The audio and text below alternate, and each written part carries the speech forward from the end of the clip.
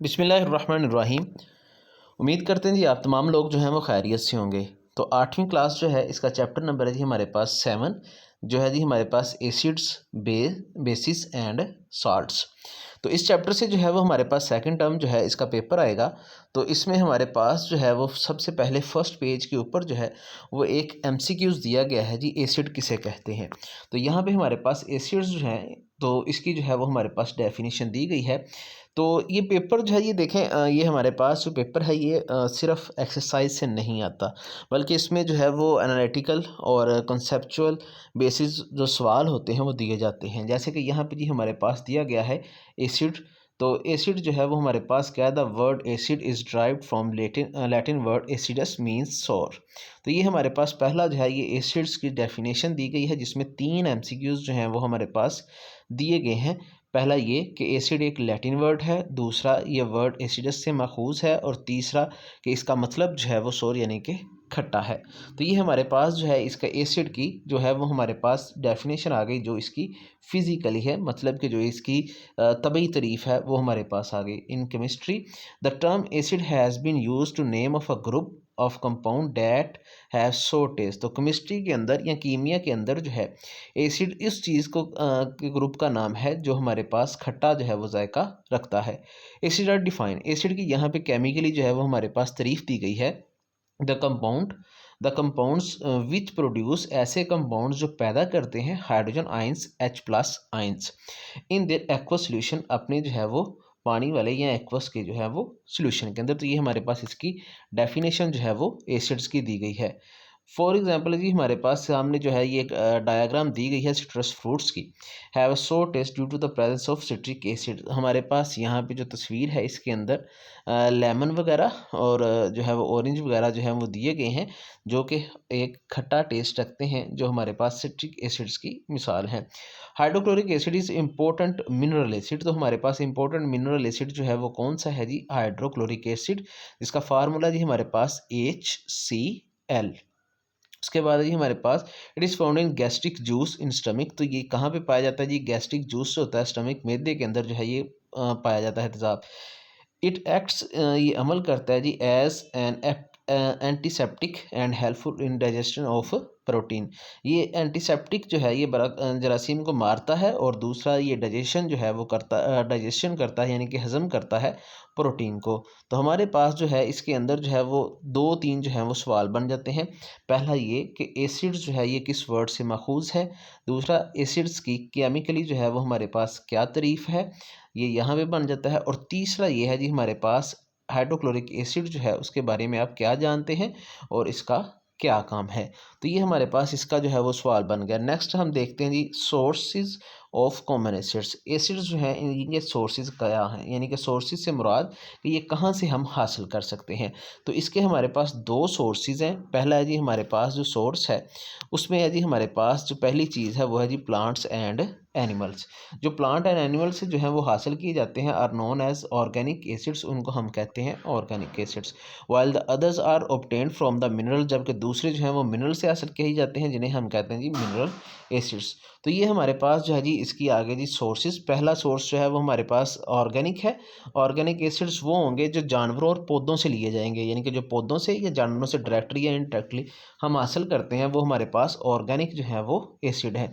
जबकि वो एसिड्स जो हम मिनरल से निकालते हैं, हासिल करते हैं, वो हमारे पास मिनरल एसिड्स हैं। आगे जी हमारे पास इम्पोर्टेंट जो है वो एनिमल और प्लांट, यानी कि ऑर्गेनिक जो है ये हमारे पास दिए गए हैं, ऑर्गेनिक एसिड्स जो हैं वो दिए गए हैं। ऑर्गेनिक एसिड्स में हमारे पास सबसे पहले ये जी इम्पोर्टेंट एमसीक्यूज़ है, इसमें से लाजमी एमसीक्यूज़ आता है इस टेबल से। तो फार्मिक एसिड जो है ये हमारे पास 8 स्टिंग्स यानी कि चींटी के डंक के अंदर जो है पाया जाता है। एस्टिक जो है ये विंजर में होता है। ऑक्जेलिक एसिड जो होता है ये टमाटोज में होता है, और सिट्रिक एसिड जो होता है ये सिट्रिक फ्रूट्स में यानी कि खट्टे फलों में पाया जाता है।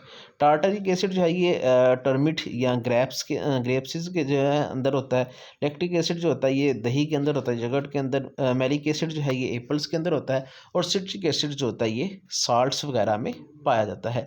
इसी तरह हमारे पास जो है वो इनऑर्गेनिक जो है एसिड और मिनरल एसिड्स जो हैं उनकी जो है वो एग्जांपल दी गई है। मिनरल एसिड्स में हमारे पास जो एग्जांपल दी है वो है जी हाइड्रोक्लोरिक एसिड HCl।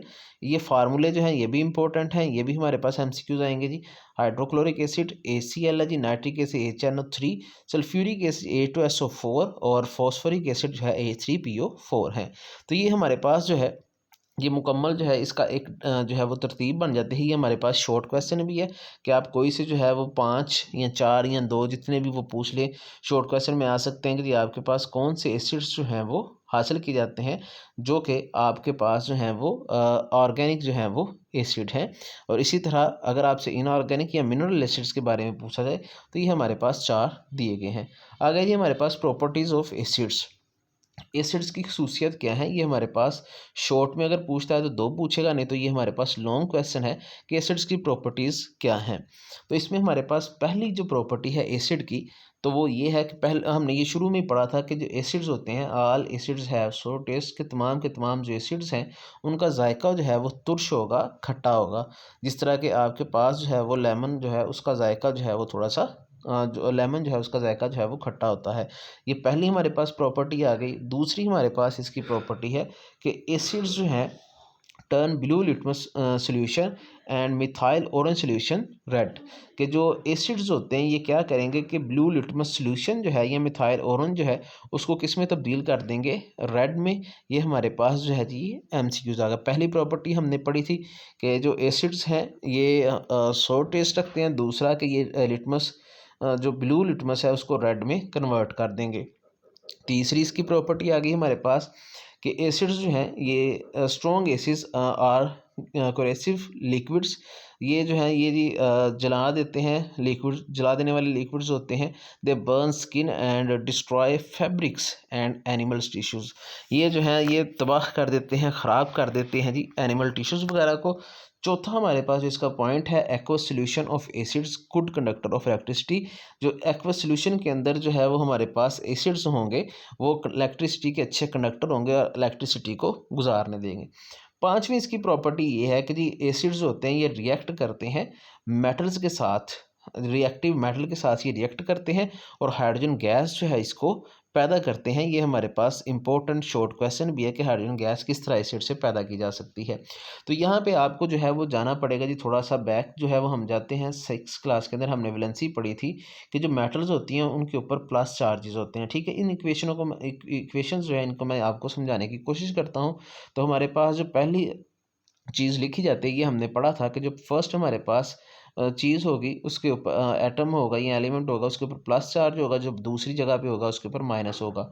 इसी तरह हमारे पास जो अगर जो है वो हम यहाँ पे गौर करें तो जो हमारे पास हाइड्रोजन है इसके ऊपर जो है वो हमारे पास चार्ज होगा जी प्लस, और जो हमारे पास है कैसे कहते हैं जी क्लोरीन, उसके ऊपर चार्ज होगा नेगेटिव।